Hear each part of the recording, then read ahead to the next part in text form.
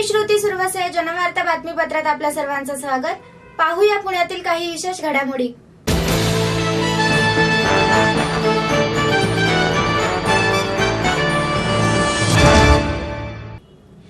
पुण्यातील छत्रपती संभाजी उद्यानातील ज्येष्ठ नाटककार राम गणेश गडकरी यांचा पुतळा फोडण्यात आला। पुण्यातील छत्रपती संभाजी उद्यानातील ज्येष्ठ नाटककार राम गणेश गडकरी यांचा पुतळा फोडल्यामुळे डेक्कन पोलिसांनी चौघांना सायंकाळी अटक केली। त्यांना सिम्बायोसिस महाविद्यालयाजवळ हनुमान टेकडी परिसरातून ताब्यात घेण्यात आल्याची माहिती पोलीस आयुक्त सुधीर हिरेमठ यांनी दिली। या संदर्भात महापालिकेचे उद्यान अधीक्षक अशोक घोरपडे यांनी तक्रार दिली। सार्वजनिक मालमत्तेचे विद्रुपीकरण आणि चोरी केल्याप्रकरणी डेक्कन पोलीस ठाण्यात गुन्हा दाखल झाला। पुतळ्याचा अद्यापही शोध लागलेला नाही। प्रदीप भानुदास कळसे, हर्षवर्धन महादेव मगदूम, स्वप्नील सूर्यकांत काळे आणि गणेश देवीदास कारले अशी संशयितांची नावे आहेत। त्यापैकी दोघे जण संभाजी ब्रिगेडचे आणि अन्य दोघे स्वाभिमानी संघटनेचे कार्यकर्ते असल्याचा दावा केला आहे। कळसे यांचा पंप विक्रीचा आणि कारले यांचे ट्रॅव्हलचे व्यवसाय आहेत। मगदूम आणि काळे हे दोघं खासगी कंपनीमध्ये नोकरीस आहेत। जय जाऊ राम गणेश गडकरी यांचा पुतळा आज पुण्याच्या संभाजी उद्यानातनं संभाजी ब्रिगेडच्या आणि समविचारी संघटनेच्या कार्यकर्त्यांनी काढला। याचा निश्चित माझ्यासह माझ्या संघटनेच्या सर्व पदाधिकारी आणि कार्यकर्त्यांना प्रचंड आनंद झालेला आहे। राम गणेश गडकरी यांनी राजसन्यास या नाटकाच्या माध्यमातून छत्रपती संभाजीराजे, छत्रपती शिवाजीराजे यांची प्रचंड मोठी बदनामी केली। त्याच नाटकामध्ये वाघ्या कुत्र्या नावाचं एक काल्पनिक पात्र त्यांनी घालवलं। त्याच नाटकामध्ये थोराताची कमळा, मोहित्याची मंजुळा अशी काही पात्र घुसून संभाजीराजांची बदनामी केली। छत्रपती संभाजीराजे रगेल आणि रंगेल होते अशी मांडणी त्या नाटकाच्या माध्यमातून राम गणेश गडकरींनी केली। अशा माणसाचा, अशा विकृत इतिहासकाराचा पुतळा छत्रपती संभाजी महाराज उद्यान त्या नावामध्ये आणि तिथं पुतळा असणं ह्या पुण्यासाठी जे सांस्कृतिक शहर आपण ज्याला म्हणतो त्या सांस्कृतिक शहरामध्ये अशा विकृत व्यक्तीचा पुतळा असणं त्या उद्यानामध्ये हे संभाजी ब्रिगेडला मागच्या अनेक वर्षापासून त्रासदायक वाटत होतं। त्या संदर्भात आम्ही महानगरपालिकेकडे वारंवार मागणी करत होतो की हा पुतळा इथून काढून टाकण्यात यावा, पण महानगरपालिकेने ह्या गोष्टीकडे दुर्लक्ष केलं। त्याच्यामुळे काल संभाजी ब्रिगेडनं त्या पुतळ्यावरती सर्जिकल स्ट्राईक केलेला आहे आणि याचा आम्हाला आनंद आहे। नाही कसं आहे, संभाजी ब्रिगेड निवडणुका लढवून आम्हाला त्याचा काही बेनिफिट मिळतोय का ह्याच्या भानगडीत कधी पडत नाही आहे। संभाजी ब्रिगेड आता मागच्या 25 वर्षापासून आपण सर्वजण पाहतात, दादू कोंडदेवचा पुतळा असेल, रायगडावरचा वाघ्या कुत्र्याचा पुतळा असेल, ह्या सर्व बाबी आम्ही काही काळ वेळ ठरवून करत नाही आहे। आम्ही जेव्हा सगळ्या गोष्टी करून प्रयत्न करून जेव्हा थांबतो तेव्हा आम्हाला नाविलाजाने ह्या गोष्टी कराव्या लागतात। जर शासन आणि प्रशासनाने ह्या गोष्टीकडे जर गांभीर्याने बघितलेलं असतं आणि त्यांनी जर वेळीच हा निर्णय घेतला असता तर आज संभाजी ब्रिगेडला ही वेळ आली नसती करण्याची। छत्रपती संभाजी महाराज आणि छत्रपती शिवाजी महाराज महाराष्ट्राची नव्हे तर देशाची अस्मिता आहे। त्या अस्मितेला जर धक्का लागत असेल तर संभाजी ब्रिगेड ती कधीही सहन करणार नाही। आणि मागच्या 20 वर्षापासून आम्ही जवळपास ह्या महाराष्ट्रामध्ये जे जे चुकीचं घडलेलं आहे, ह्या महाराष्ट्रातल्या पुरोगामी विचाराच्या बहुजन महापुरुषांच्या बाबतीत जे जे चुकीचं घडलेलं आहे ते प्रत्येक गोष्ट आम्ही ठेचून काढण्याचा प्रयत्न केलेला आहे। आणि गडकरीचा पुतळा ही एक त्याचीच बाजू आहे। हा महाराष्ट्र छत्रपती शिवाजी महाराजांचा आहे। आम्ही त्या छत्रपती शिवरायांचे मावळे आहोत, त्यांच्या विचारावर काम करणारे कार्यकर्ते आहोत। आणि त्या छत्रपती शिवाजी महाराजांची बदनामी करणाऱ्या माणसाचा पुतळा काढल्याच्या नंतर जर कुठली विकृती जर त्याचा निषेध करत असेल तर त्या लोकांचा DNA टेस्ट करावा लागेल। ती लोक नक्की शिवप्रेमी आहेत का, ती लोक खरंच ह्या महाराष्ट्राच्या मातीत जन्माला आलेली आहेत का, अशा लोकांचा आम्हाला निषेध करायची वेळ येऊ नये। कारण छत्रपती शिवरायांची बदनामी करणाऱ्या माणसाचा पुतळा काढल्यानंतर जर ते निषेध करणार असतील तर ही गोष्ट ह्या महाराष्ट्रासाठी भूषणावं नाही आहे। ही एक विकृती आहे पुन्हा एकदा महाराष्ट्रात जन्माला येणारी। संभाजी ब्रिगेडच्या वतीने संभाजी उद्यान येथील राम गणेश गडकरी यांचा पुतळा हटवण्यात आलेला आहे। त्याबद्दल आपण जाणून घेऊयात काय प्रतिक्रिया उमटली आहे। सर काय सांगता? मॅडम मी नीरज धुमाळ वीर भगतसिंग विद्यार्थी परिषदकडून संभाजी ब्रिगेडनी ज्या प्रकारे आज राम गणेश गडकरी यांचा पुतळा संभाजी उद्यानातून काढला त्याचं मी पहिल्यांदा समर्थन करतो।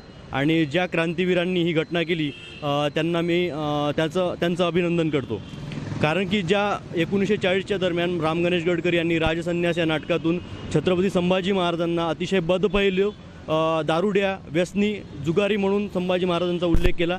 त्याचप्रमाणे त्यांचे वडील छत्रपती शिवाजी महाराज यांनासुद्धा काळतोंड्या, अतिशय विकृत शब्दामध्ये अशा प्रकारे आजपर्यंत छत्रपती शिवाजी महाराज असो किंवा संभाजी महाराज असो यांचा अपमान हा महाराष्ट्र सहन तरी कसा करतो, हेच मला एक नागरिक म्हणून, एक विद्यार्थी म्हणून हे मला म्हणावंसं वाटतं. माझी पण प्रतिक्रिया जसं नीरज म्हणाला त्या पद्धतीनेच आहे. मी या गोष्टीचे समर्थन करतो आणि त्या माझ्या मित्रांचं किंवा त्या मावळ्यांचं मी स्वागत करतो ज्यांनी हे धाडसी कार्य केलेलं आहे. राम गणेश गडकरी यांचा 1962 साली जो पुतळा ह्या ठिकाणी बसवला गेला, ज्या संभाजी उद्यानामध्ये बसवला गेला, त्या संभाजी महाराजाबद्दल त्यांचं जे वक्तव्य होतं, जे लिखाण होतं, जे नाटक लिहिलेलं त्यांनी होतं राजकन्या, ज्याच्यामध्ये त्यांनी त्यांची खूप अशी वाईट प्रतिमा एक तयार केलेली होती, त्याचा निषेध म्हणून आत्तापर्यंत वेळोवेळी आपण त्याबद्दल पाठपुरावा केला संभाजी ब्रिगेडनी आणि त्या गोष्टीचा छडा लागावा, निकाल लागावा म्हणून प्रयत्न पण केला आणि त्यांना महानगरपालिकेच्या प्रशासनाला पण त्यांनी वेळोवेळी निवेदन दिले, पण त्या बाबतीत काही घडलं नाही. शेवटी ही प्रतिक्रिया उमटणं एक साहजिकच आहे आणि निषेध म्हणून जे त्यांनी कृत्य केलं ते स्वागतार्हच आहे.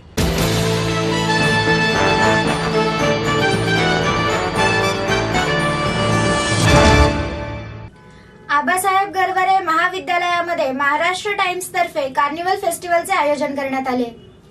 महाविद्यालयामधील विद्यार्थ्यांच्या कलागुणांना व्यासपीठ मिळवून देण्यासाठी महाराष्ट्र टाइम्स कडून दरवर्षी कार्निवल फेस्टिवलचे आयोजन करण्यात येते. या फेस्टमध्ये कार्निवल टीम वेगवेगळ्या महाविद्यालयात जाते आणि तेथील विद्यार्थ्यांना त्यांची कला दाखवण्यासाठी व्यासपीठ निर्माण करून देते. त्यावेळी कार्निवल टीम आबासाहेब गरवरे महाविद्यालयातील विद्यार्थ्यांना ही संधी दिली आहे. यावेळी विद्यार्थ्यांनी गाणी गायली, कविता वाचन केले आणि काही विद्यार्थ्यांनी अभिनय केला. प्रसिद्ध कलावंतांच्या आवाजामध्ये मिमिक्री सुद्धा केली. यावेळी विद्यार्थ्यांना कार्निवल टीम तर्फे कार्निवल फेस्टची फ्री मेंबरशिप देण्यात आली. या कार्यक्रमाच्या दरम्यान विद्यार्थ्यांनी भरपूर जल्लोष केला आणि जनवार्ता न्यूजच्या माध्यमातून आपल्या चाहत्या कलाकारापर्यंत पोहोचण्याची उत्सुकता देखील दाखवली. माझं नाव गौरव घरोटे. मी इथे गरवारे कॉलेजमध्ये MSc केमिस्ट्री करतो. आत्ता मी स्टेजवर गेलो होतो. खरी ही दुसरी वेळ आहे. मागच्या वर्षी पण मी स्टेजवर गेलो होतो आणि त्यांनी छानसं मला मोमेंटो दिलं होतं आणि त्यांनी प्रेरणा घेऊन मी बरेच ठिकाणी माझं जे मराठी रॅप गाणं म्हटलं आणि आज पण मी इथे मराठी रॅपच म्हटलं. 2 ओळी मी गाऊन दाखवतो. तूच माझ्या हृदयाची राणी, तुझ्यासाठीच गातो दिवस रात्र गाणी, तुझ्या विना हाले ना अजिबात माझा पारा, तुझ्यावरच होतं तो जीव माझा सारा, असं ते लिहिलेलं होतं. थँक्यू. मी आदित्य महाजन. मी इथे मास कम्युनिकेशन आणि जर्नलिझमचा स्टुडंट आहे गरवारे कॉलेजमध्ये. आणि आत्ता मला स्टेजवरती जेव्हा बोलवलं तेव्हा गाणी, डान्स वगैरे सगळं झालं होतं. त्याच्यामुळे माझी हिंदी शायरी किंवा कविता, मराठी कविता असो, हिंदी शायरी असो, त्याच्याबद्दलची आवड होती म्हणून मी हिंदी शायरी परफॉर्म केली. मी त्याचे 2 शब्द बोलतो. तू आग का दरिया है और मैं शराब दीवानी, तू झरना है वो पानी का और मैं प्यास पुरानी, असं मी परफॉर्म केलं. अजून थोडी शायरी पण म्हटली आणि त्याच्यानंतर मला हे मटा कल्चरल क्लबचं वाउचर मिळालं आहे मटाकडनं. त्याच्यामुळे भारीच वाटतंय. कधीही भारी वाटतं. स्टेज आवडतो त्याच्यामुळे नेहमीच भारी वाटतं स्टेजवर परफॉर्म करायला आणि होपफुली पुढच्या वर्षी परत येईन, परत परफॉर्म करता येईल. थँक्यू. माझं नाव प्रशांत विलास जाईब आहे. मी गरवारे कॉलेज ऑफ कॉमर्स मधून बिलॉंग करतो आणि मी आत्ता इथे एक पोवाडा साजरा केला आणि मला यातून हा पोवाडा मी माझ्या मनाने तयार केलेला आहे. म्हणजे मी स्वतः तयार केलेला हा पोवाडा आहे आणि मला हा पोवाडा साजरा करून खूप आनंद झाला आणि त्याचबरोबर मला अंकुश चौधरी सरांना भेटायचा याचा पण खूप आनंद आहे आणि आमच्या कॉलेजला हे आले म्हणून त्यांचं मी स्वागत करतो. नमस्कार, मी किरण धोंगडे, SIBSC गरवारे कॉलेजमध्ये शिकतो. आत्ताच अंकुश चौधरी सरांची गाडी एकदमच माझ्या समोर थांबली. त्यानंतर मला सुचलेल्या 4 ओळी. तुलाच पाहून चंद्र हसतो, तुलाच पाहून सूर्य जळतो, दोघंही तुलाच पाहण्यासाठी वेळेवर उगवतात. मला हे माहीतच नव्हतं जोपर्यंत मी तुला पाहिलंच नव्हतं. तुझ्यावर किती पोरी जळतात म्हणूनच त्यांचे बॉयफ्रेंड, तुझ्यावर किती पोरी मरतात म्हणूनच त्यांचे बॉयफ्रेंड तुझ्यावर जळतात. मला हे अगोदर माहीतच नव्हतं जोपर्यंत मी तुला पाहिलंच नव्हतं. नमस्कार, मी अमय घोडसकर, पुण्यावरनं आलोय. मी इकडे येण्याचं एकच हेतू होतं, तेजश्री प्रधान मॅम. मी त्यांचा एवढा मोठा फॅन आहे, मी तुम्हाला सांगू शकणार नाहीये. त्यांच्याशी माझं काल बोलणं झालं होतं लाईव्ह TV वरती. ते हे बोलले होते मला. मी खूप उंबीत सोबत आलो होतं पण शक्य झालं नाही. ते बघू लाईफमध्ये पुढे कुठे चान्स भेटत असेल तर नक्की भेटू. त्यांच्यासाठी गिफ्ट आणलं होतं मी. होप करतो नेक्स्ट टाइम भेट नक्की होईल. थँक्यू.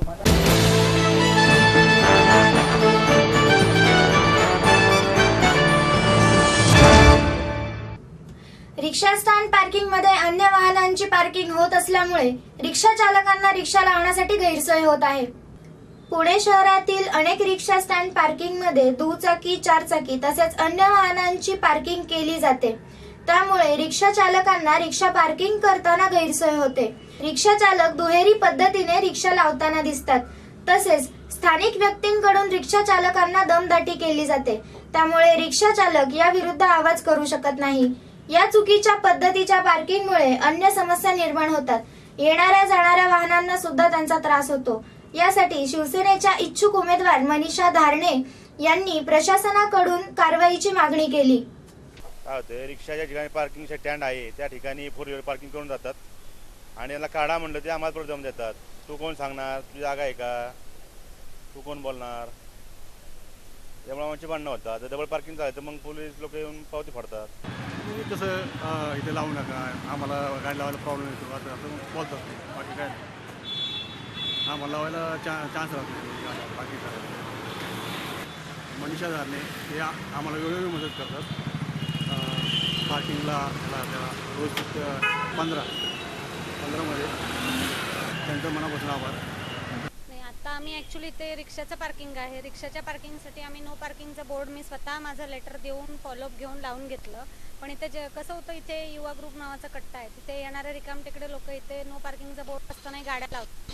आता तुमची टीम आली, तुम्ही त्यांचं शूटिंग केलं आहे, त्यांच्या लक्षात आलं म्हणून त्यांनी त्यांची गाडी इथे नो पार्किंगमध्ये लावलेली काढली. त्याबद्दल तुमचे आभार प्रथमतः. आणि इथे नेहमीच हे असं होत असतं, रिक्षावाले जेव्हा त्यांना सांगायला जातात तेव्हा शिवीगाळ्यापर्यंत ही गोष्ट, या लेवलपर्यंत ही गोष्ट होते.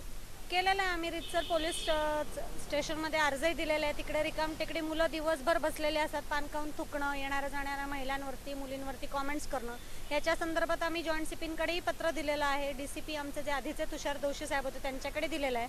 पोलिसांचे राऊंड्स वाढलेत, त्याच्यामुळे इथली गर्दी आमची इथली बऱ्यापैकी कमी झालेली आहे. पण तरी अजून ही काय 5-6 टाळकी ती दिवसभर इथेच बसलेली असते. थांबवण्याचे प्रयत्न आम्ही नेहमीच करत आलेलो आहोत. म्हणजे मी माझ्या शिवसेनेच्या माध्यमातून नेहमीच करत आलेली आहे. वेळोवेळी मी सिनियर PI आमचे जे जाधव साहेब आहेत खडक पोलीस स्टेशनचे, त्यांनाही वेळोवेळी फोन करून सांगते.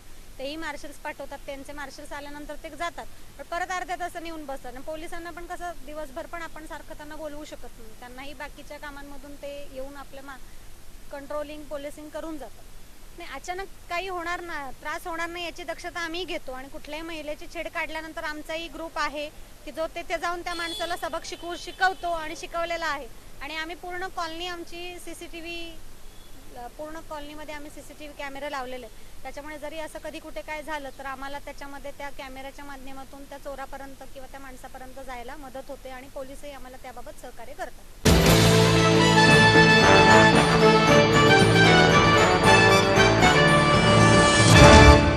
प्रभाग क्रमांक 30 जनता वसाहत दत्तवाडी. भारतीय जनता पार्टीच्या वतीने या ठिकाणी हे दारूबंदी, अवैध दारू विक्री बंद करावी यासाठी हे आंदोलन करण्यात आलेले आहे. आपण यांच्याकडून जाणून घेऊयात की काय त्यांच्या मागण्या आहेत. ताई, काय सांगा? आम्ही हे आंदोलन बाबा मिसाळ आणि माधुरी ते आमदार या स्थानिक आमदार आहेत त्यांच्या माध्यमातून हे आंदोलन घेत आहे.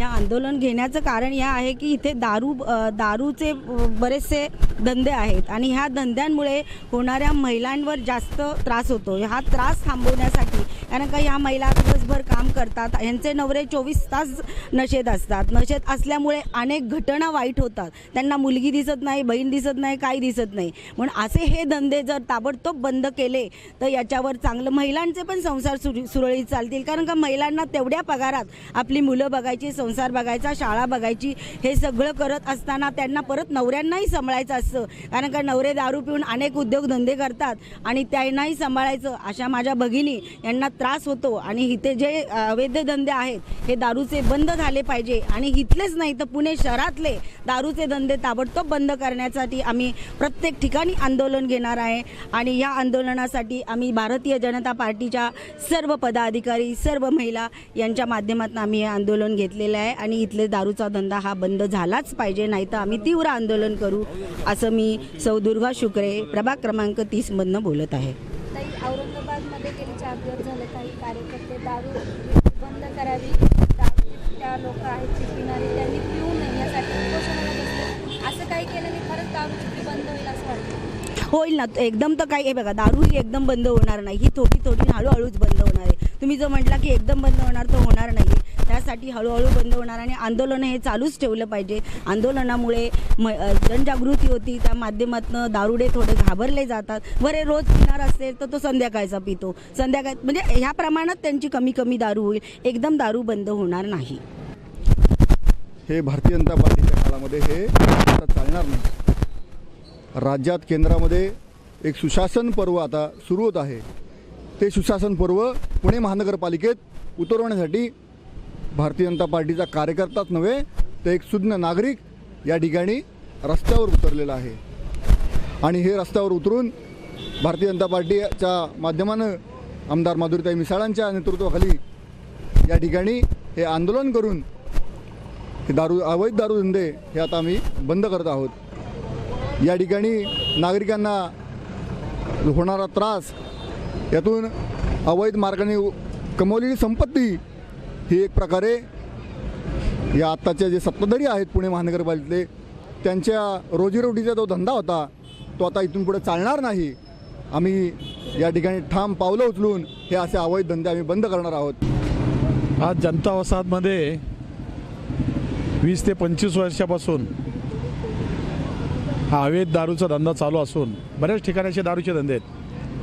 तर ह्या धंद्याच्या माध्यमातून पूर्वीपासून बऱ्याच ठिकाणी हे धंदे होते. खालच्या भागातले सगळे दारूचे धंदे बंद आहेत. दांडेकर पूल झाला किंवा पलीकडं दत्तवाडी वगैरे या परिसरातलं कुठेही दारूचा धंदा चालू नसून फक्त ह्या जनता वसाहतमध्ये दारूचे धंदे चालू आहेत. आणि ह्या जनता वसाहतमध्ये दारूचे धंदे चालू असण्याकारणाने ह्या भागात ज्या पद्धतीचे तो दारू विक्री करतो की त्या भुलीचं औषध टाकून भुलीचा बोळा मारून त्या दारू बनवतो.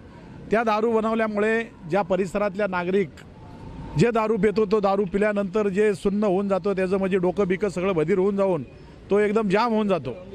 आणि त्याची दारू उतरल्यानंतर परत दारू पिण्यासाठी जे प्रयत्न असतात की त्याची बायको कामावरून आली, कोण मुलगा आला, त्याच्या खिशातनं 5-10 रुपये काढून तो लगेच जाऊन तो परत डोस घेतो. 24 तास त्या गुंगीत असतो.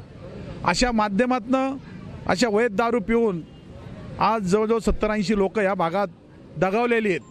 आज त्यांची घर उद्ध्वस्त झाले, त्यांची मुलं बाळं रस्त्यावाल्यात सर्वांची ते म्हणजे काही करू शकत नाही, कुठं हातभार लावू शकत नाही. आज अशा ह्या परिस्थितीत ह्या परिसरात आम्ही पोलीस स्टेशनला जाऊन पोलिसांनी बी आम्हाला सहकार्य केलं की जेणेकरून आम्ही बंदोबस्तामध्ये तुम्हाला मदत करू. अशा ह्या माध्यमातून हा दारूचा धंदा बंद व्हावा. दुसरी वैशिष्ट्य म्हणजे ह्या भागामध्ये एक मस्जिद आणि मोठा असा मठ आहे आणि शेजारी महिलांचं स्वच्छतागृह आहे. त्या दारूच्या धंद्याच्या शेजारी हे स्वच्छतागृह असताना ती दारू पिऊन आल्यानंतर काही टायमाला त्या महिलांच्या स्वच्छतागृहामध्ये जात्या, तिथं भांडणं होत्या, तिथं हे करतात. आता 2 दिवसापूर्वी एकाच दिवशी 2 मुलं गेली. म्हणजे 30-40 वर्षाची मुलं जर दारू पिऊन मरायला लागली तर ह्या परिसरातले ज्या नागरिक आणि जे जनजीवन विस्कळीत होत चाललं तर ह्याच्याकडे लक्ष देऊन मी शंकर गणपत पवार भारतीय जनता पक्षाचा कार्यकर्ता आणि माधुरीताई मिसाळ, बाबा मिसाळ आणि पालकमंत्री गिरीश बापट यांच्या मार्गदर्शनाखाली आम्ही हा मोर्चा अवलंबला आहे. ह्या पद्धतीने हा जर धंदा बंद नाही झाला तर पुढच्या टायमाला आम्ही याच्यापेक्षा डबल 400-500 लोकांचा मोर्चा काढून मोठा असा मोर्चा काढून धंदा बंद होईपर्यंत आम्ही रस्ता रोको आंदोलन करू. ह्या पद्धतीने आम्ही सगळं पुढच्या योजना आखलेल्या आहेत. तरी आम्ही भारतीय सर्व जनता पार्टीचे कार्यकर्ते इथं उपस्थित राहून जे कार्यक्रम जो केला आहे त्याला धंदा बंद होत नाही तोपर्यंत आम्ही इथनं हलणार बी नाही आहे. अशा पद्धतीने हे आमचा मोर्चा कायम राहील. तर या ठिकाणी मी स्थानिक नागरिक प्रभाकर सावले पाटील म्हणून मुद्दाम बोलतो. मला इथं राहायला 40 वर्ष झाली. भारतीय जनता पार्टीचं सरकार आता आमच्या वस्तीमध्ये यायला लागलं आहे आणि नरेंद्र मोदीचे स्वच्छता की ओर एक कदम या दृष्टीने हे भारतीय जनता पार्टी कार्यकर्ते जनता वसाहतच्या इतिहासामध्ये इलेक्शनच्या अगोदर सुरुवातीला हा असा जो जनआंदोलनाचा कार्यक्रम आहे, माझा असा अंतःकरण भरून आलेला आहे की हे स्वच्छता 100% सगळ्या बाजूनी स्वच्छता, या स्लम एरियाची स्वच्छता, दारू धंदे, अनैतिक धंदे आणि हा वार्ड भारतीय जनता पार्टीच्या माध्यमातून, शंकरभाऊ पवारांच्या माध्यमातून आणि माधुरी मिसाळ आणि गिरीश बापट या माध्यमातून सुजलाम सुफलाम झाला पाहिजे एवढं बोलून मी स्थानिक नागरिक माझे 2 शब्द थांबवतो. जय हिंद, जय महाराष्ट्र. भारतीय जनता पार्टी पर्वती मतदारसंघाच्या वतीने आमदार माधुरीताई मिसाळ, बाबाशेठ मिसाळ, मंत्री गिरीश बापट या वतीने आज आंदोलन आम्ही ठेवलं आहे. जनता वसाहतमध्ये बऱ्याच वर्षापासून हे दारूचे धंदे चालू आहेत. लोकांना हा खूप त्रास आहे. दारू पिऊन कुणाच्याही घरी घुसून चोऱ्या करणे, गाडीतले पेट्रोल चोऱ्या करणे, हे बरंच अशा सगळ्या गोष्टी जनता वसाहतमध्ये बऱ्याच ह्या दारू पिण्यामुळं चालू आहेत. ह्या दारू धंदा बंद झाला की बऱ्याच गोष्टी बंद होणार आहेत. म्हणून एवढंच सांगतो, हा दारू धंदा जर बंद झाला नाही तर ह्याच्यानंतर आम्ही आता शंकर पवारांनी सांगितलं 500 लोक 1500 लोक थांबून आम्ही हा धंदा बंद करणार, एवढंच मी सांगतो आणि थांबतो. भारतीय जनता पार्टी पूर्वी मतदारसंघ प्रभाग क्रमांक 30 जनता वसाहत दत्तवाडीच्या वतीने आज जो दारू बंदीच्या बद्दल जो आंदोलन केलेलं आहे, त्या आंदोलनाला आम्ही सगळे सहकारी इथं उपस्थित आहोत. याच्यात महत्त्वाची गोष्ट सांगायची म्हणजे अशी जे संध्याकाळी जे लोक कामावरून येतात, म्हणजे जे चाच्या लोक, वयस्कर लोक जे कामावरून येतात, त्या लोकांना अक्षरशः इथं लुटलं जातं. ही महत्त्वाची गोष्ट मला तुम्हाला सांगायची की अक्षरशः दारूला पैसे नसल्यामुळे घरातले बायको पैसे देत नाही, कोणी पैसे देत नाही, मग अक्षरशः 7-7:30 नंतर इथं काही लोकांना लुटलं जातं आणि ते लुटलेले पैसे घेऊन मग ते दारू पितात आणि दिवसभर कष्ट करून मजुरी करून ती लोक पैसे कमवून आणतात आणि त्यांचे पैसे इथं खाली होतात. तर ही फार चुकीची बाब आहे. त्याच्याबद्दल आम्ही एवढं मोठं आंदोलन छेडणार आहोत. जसं आता शंकर पवारांनी सांगितलं त्याप्रमाणे की 500,000 लोक जोपर्यंत दारू धंदा बंद होत नाही तोपर्यंत आम्ही इथं ठाम ठिय्या आंदोलन करणार. कंटिन्यू आम्ही दारू इथं आंदोलन करणार, आम्ही कंटिन्यू उपोषण करणार, आंदोलन करणार. CP पर्यंत आम्ही अर्ज दिलेत, CM पर्यंत आम्ही भेटणार जाऊ. सगळीकडे पहिले इथून सुरुवात करणार आम्ही, नंतर सगळीकडे हे करणार. त्रास होतोय याची दखल भारतीय जनता पार्टी प्रभाग क्रमांक 30चे हे कार्यकर्ते आहे यांनी घेतली आहे. जर हा दारूचा धंदा लवकरात लवकर बंद केला नाही तर हे लोक असंच हे आंदोलन चालू ठेवणार आहे आणि तीव्र निदर्शने करणार आहेत. कॅमेरामन रवी सोबत मी सोनाली, जनवार्ता न्यूज, पुणे.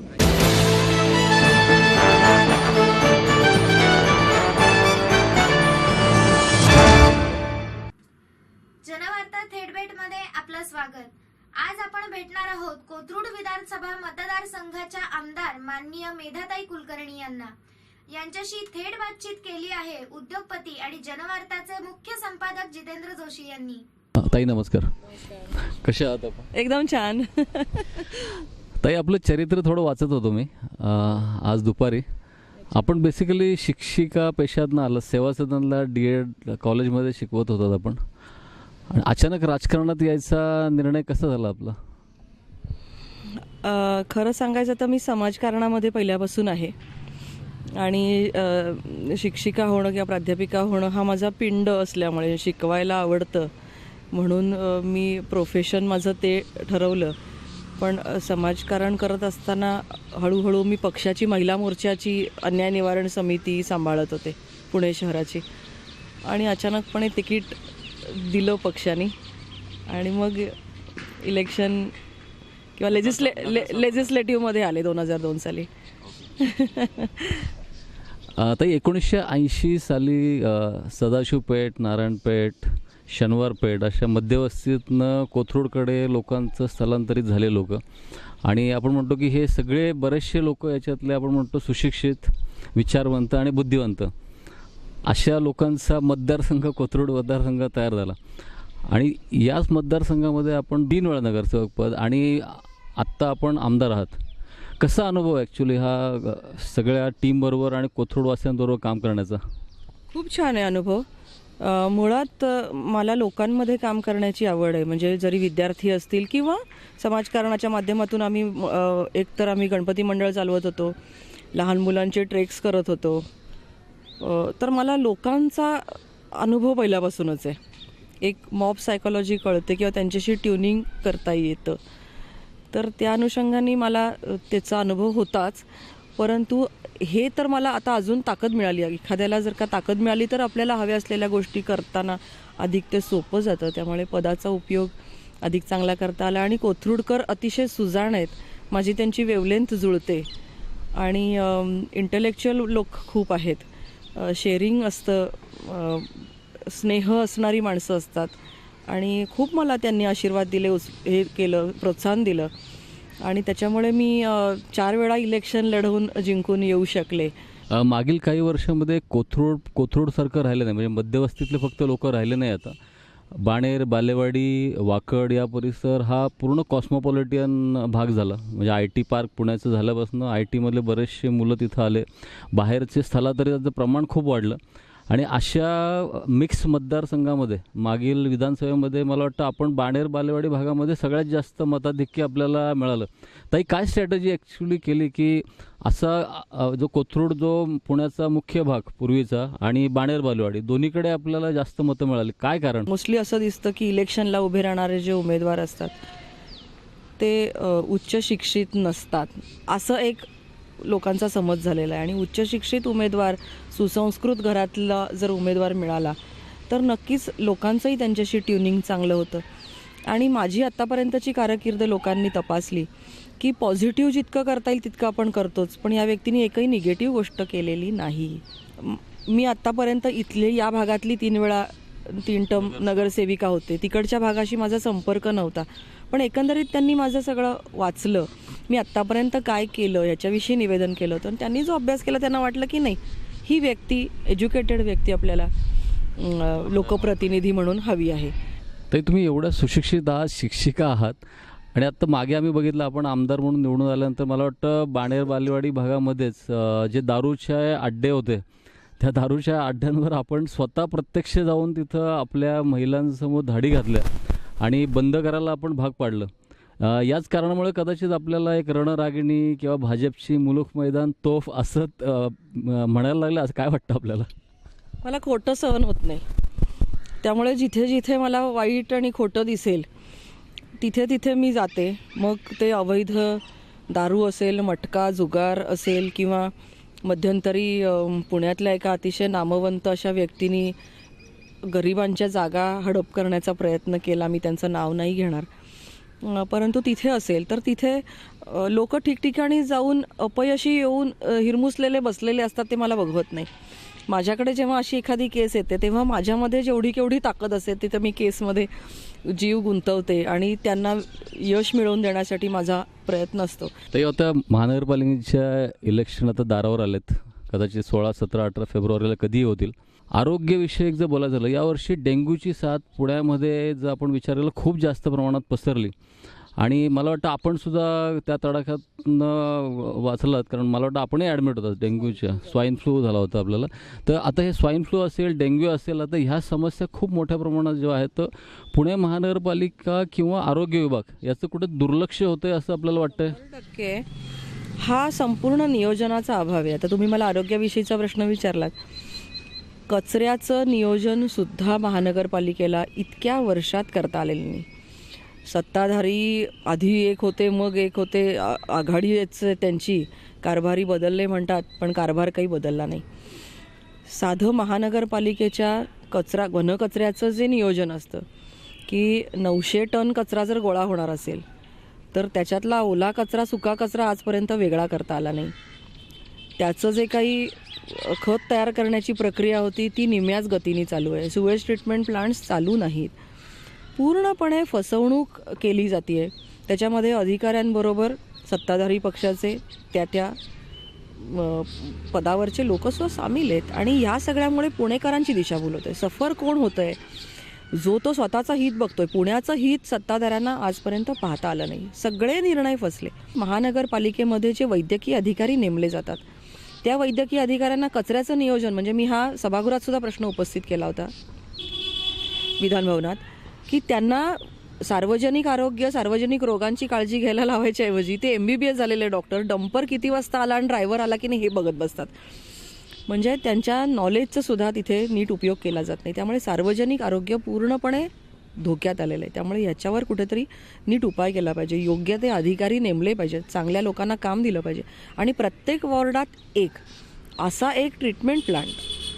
कारण की आज कचऱ्याची वाहतूक करतानाच एवढा मोठा प्रॉब्लेम आहे. सगळ्या ठिकाणी शौचालय बांधण्याची योजना आत्ता केंद्राने आणली. महानगरपालिकेचे महापौर जाऊन त्याचा पुरस्कार घेऊन आले, पण तो निधी सगळा केंद्राचा, नरेंद्र मोदींच्या स्वच्छ भारत योजनेतला, माननीय पंतप्रधानांच्या योजनेतला हा निधी आहे. त्यामुळे प्रत्येक घरामध्ये टॉयलेट असावं ही सुद्धा योजना पुण्यासारख्या, ज्याला आपण विद्येचं माहेरघर म्हणतो, त्याच्यामध्ये सुद्धा आजही लोक रस्त्यावर शौचालयाला जातात. ही दुरावस्था आहे. त्यामुळे असं जर असेल तर सार्वजनिक आरोग्याची हानी होणारच आहे. दुसरा एक महत्त्वाचा विषय जो सगळ्या भारतात आहे, ट्रॅफिक आणि ट्रॅफिक हा खूपच मोठा विषय आहे. पुण्यासारख्या सिटीमध्ये तुम्ही म्हटलं की विकासाची दिशा मागच्या काही वर्षांमध्ये भरकटली. जो रिंग रोड ॲक्च्युली 1985 साली प्रस्तावित होता तो अजूनही रिंग रोडचं मार्किंग पण झालेलं नाही आहे आणि बाकी अनेक समस्या आहेत. तर स्पेसिफिकली जर कोथरूडच्या बाबतीत जर बोलायचं झालं तर तुम्हाला माहिती पाहिजे ताई की आपण जेव्हा असं विचार करतो की लॉ कॉलेज रोड हा खूप मुख्य रोड झाला आहे की कोथरूडमधनं उत्तरेकडे म्हणजे पुणे युनिव्हर्सिटी आणि त्या साईडला जायला हा एकमेव रोड आहे. हाच रोड बऱ्याच वर्षापासून पर्यावरणवाद्यांनी काही कोथरूडच्याच बुद्धिवत्ती लोकांनी तो थांबवून ठेवला आहे. बालभारतीचा रोड होणार होता. आता आपण असा जर विचार केला की जर पर्यावरणाची हानी होते तर हजारो गाड्यांचं जे रोज प्रदूषण होतं लॉ कॉलेज रोडला ते मला वाटतं बाकी जो रस्ता होणार त्यापेक्षा नक्कीच खूप जास्त आहे. तर इथं तुम्ही हे जी अडकलेली जी गोष्ट आहे ही बाहेर काढण्यासाठी आणि तिथं खरंच तो रोड होऊन ट्रॅफिकचा हा प्रॉब्लेम आपल्या मतदारसंघाकडे येणारा जो मुख्य रस्ता आहे BJP किंवा आपण एक आमदार म्हणून आपण बेसिकली काय भूमिका घ्याल आणि हा प्रॉब्लेम कसा सॉल्व्ह कराल? वाहतुकीचा एकंदरीत प्रश्न जो आहे हा पुण्यामध्ये तुम्ही सांगितलात की जो रोज 600 गाड्या या रस्त्यावर नव्याने येतात. त्या मानाने रस्ते काही एवढ्या मोठ्या प्रमाणात वाढतील असं नाही. त्यामुळे मास कम्युनिकेशन हा त्याच्यावरचा एक मोठा उपाय आणि आता 1500 बसेस या लवकरच येतील. जसं मगाशी म्हटलं तसं 2 मेट्रोचे मार्ग मंजूर झालेले आहेत. 3रा मेट्रो आज त्याचं सुतोवाच झालं. त्याचबरोबर रिंग रोडची सुद्धा काल PMRDAच्या सगळ्या अधिकाऱ्यांची माननीय पालकमंत्र्यांची आणि मुख्यमंत्र्यांची काल बैठक झाली. त्याच्यामध्ये रिंग रोड मंजूर झाला. म्हणजे वर्षानुवर्ष अनिर्णित राहिलेले सगळे मुद्दे हे भारतीय जनता पार्टीचं सरकार पूर्ण करतंय. म्हणजे डेव्हलपमेंट प्लॅनमध्ये हा रस्ता नीट आखला न गेल्यामुळे न्यायालयामध्ये ही केस स्टँड झाली नाही. न्यायालयामध्ये एखाद्या गोष्टीला अपयश येतं त्याला कारणीभूतसुद्धा आत्ताचे म्हणजे महानगरपालिकेतले जे सत्ताधारी आहेत ते आहेत. आणि त्याच्यामुळे हा न्यायालयामध्ये जेव्हा काही लोक गेले पर्यावरणवाले आणि बुद्धिवादी तुम्ही आत्ता म्हणालात तर काही लोक जे गेले तर ती केस महानगरपालिकेला जिंकता आली नाही. याला कारणीभूत महानगरपालिकेचंच प्रशासन आणि त्यांनी घेतलेले अर्धवट निर्णय हे त्याला कारणीभूत आहेत. आता न्यायालयाच्या आदेशाच्या पेक्षा कोणी वरचढ जाऊ शकत नाही म्हणून तर रस्ता झाला नाही. परंतु आत्ताच्या डेव्हलपमेंट प्लॅनमध्ये या रस्त्याची आखणी केलेली आहे आणि नवीन रस्त्याची आखणी दाखवत असताना त्या रस्त्याला कोणी ऑब्जेक्शन घेऊ शकेल असं मला वाटत नाही. त्यामुळे आगामी काळात हा रस्ता आपल्याला झालेला दिसेल अशी मला आशा वाटते. पुन्हा थोडंसं शिवसेना भाजपकडे येतोय. ताई ॲक्च्युली कोथरूडमध्ये शिवसेनेचा आमदारसुद्धा झाला. म्हणजे आपल्या आधी शशिकांत सुतार किंवा चंद्रकांत मोकांटेंसारखे आमदार शिवसेनेतर्फे उभे राहिले आणि निवडून आले. BJPतर्फे आपण आणि आधी पण BJPचे कॅन्डिडेट निवडले. तर कोथरूडवासीय दोघांना निवडून देऊ शकतात. म्हणजे BJP आणि शिवसेना असे दोघांचे आमदार इथनं निवडून आलेत आणि दोन्ही पक्ष म्हणतात की हा मतदारसंघ आमचा आहे. तर आपल्याला याच्या बाबतीत काय बोलावंसं वाटतं? 2 इलेक्शन्स पूर्वी आमदारकीची जी आत्ता माझी इलेक्शन झाली त्याच्या अगोदर इथून या ठिकाणाहून एक शिवसेनेचे आमदार झाले. त्याच्या अगोदर जी इलेक्शन झाली ती इलेक्शन लोकसभेची आणि विधानसभेची एकत्रित एका दिवशी झाली होती. त्यावेळेला भारतीय जनता पार्टीचे प्रदीप रावत हे खासदारकीच्या इलेक्शनला उभे होते.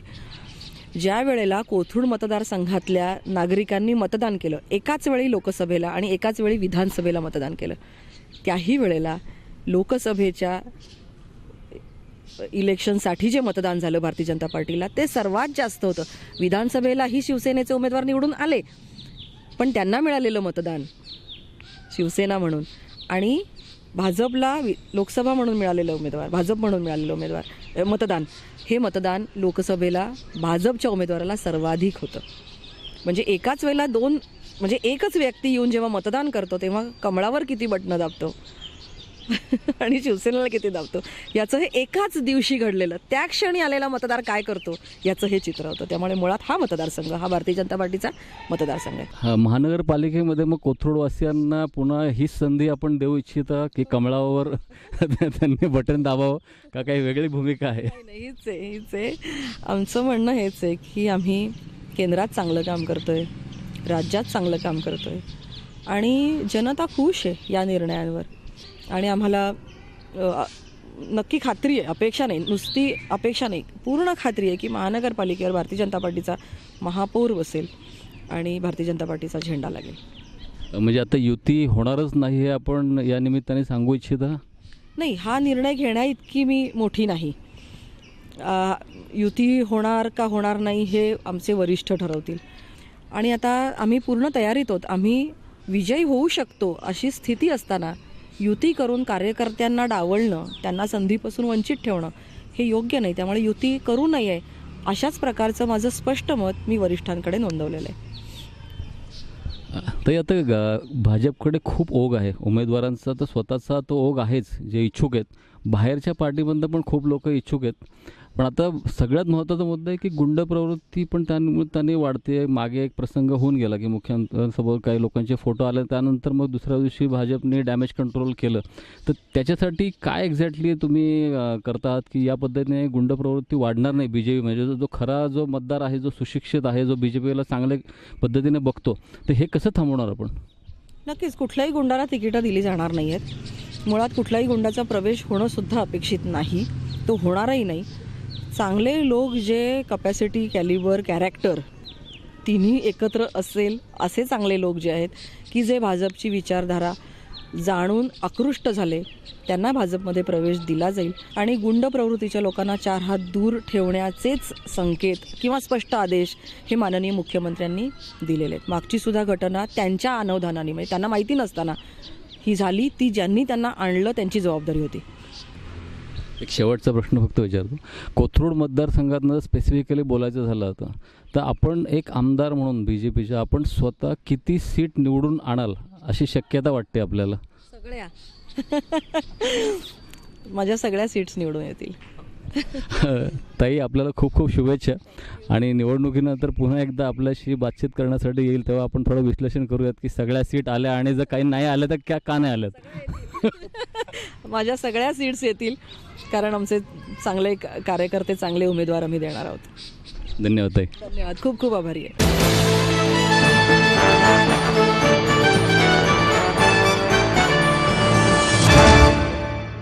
आणि याचबरोबर आजचे जनवार्ता बातमीपत्र संपले. उद्या पुन्हा भेटू याच वेळी. नमस्कार.